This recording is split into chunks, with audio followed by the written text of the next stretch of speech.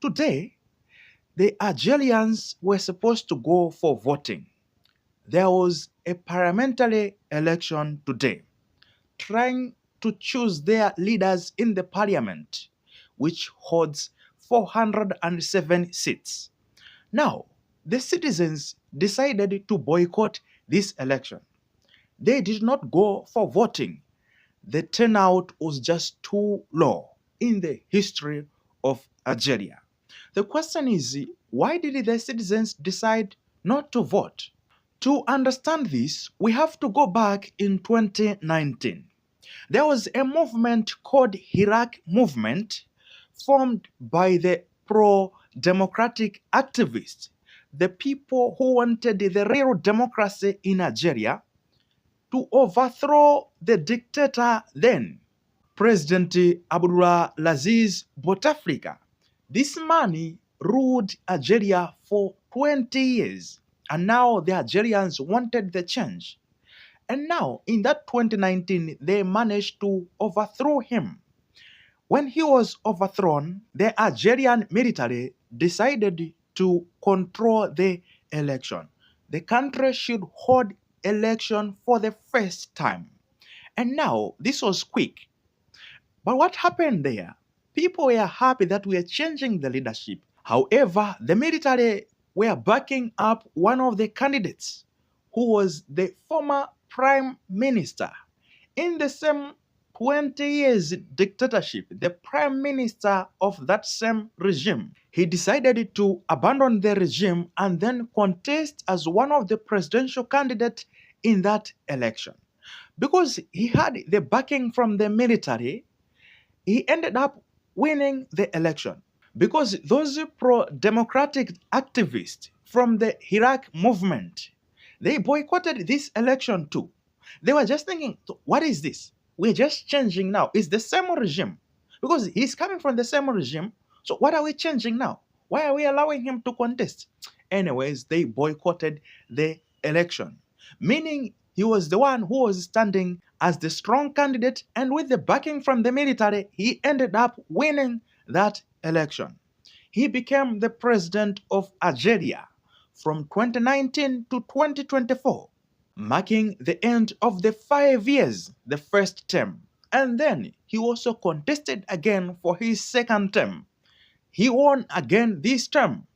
He won it with 94%, which was just strange, How can you get 94% of the votes? He rigged the election. And they criticized him. When we talk about criticizing him, even his friends who were supporting him, they also criticized the result, that it's just too much. You cannot get 94%. This is rigging. When he saw this, he reduced the percentage to be 84%. So you can see how crazy this is. Now he is in his final term, which will finish in 2029. However, today Algeria held its parliamentary election in the same second term of this man, President Abdelmadjid Tebboune. Now, in this same election, something happened. Given the history of this man, this president, when it comes to manipulating the votes and then stealing the votes, even in the broad daylight, he ended up now disqualifying all the candidates, the parliamentary candidates, from the strong opposition parties.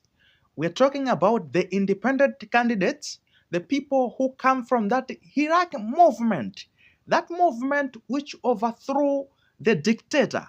The same candidates, all of them were disqualified. 269 candidates who were standing for the 269 seats, they were disqualified on the basis that most of these candidates conduct dubious businesses.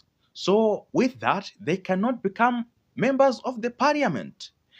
Not only that, another reason of disqualifying them was that these candidates, they will bring confusion in the election, in the process of this election. Now, to avoid all that, they must be disqualified.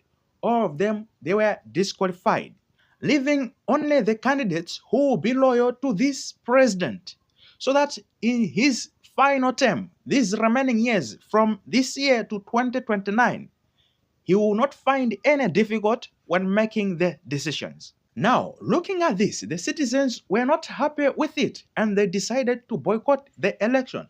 So, who are going to vote? Because all of our favorite candidates have been disqualified.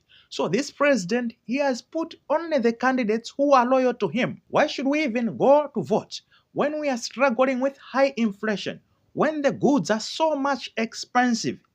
Instead of going for voting, let's use our time to go and look for money that will buy the food for today. Now, this president knew that this will expose him. To cover it up, he ordered a public holiday. This will be a paid public holiday. So, no one should go to work, everyone should go and vote.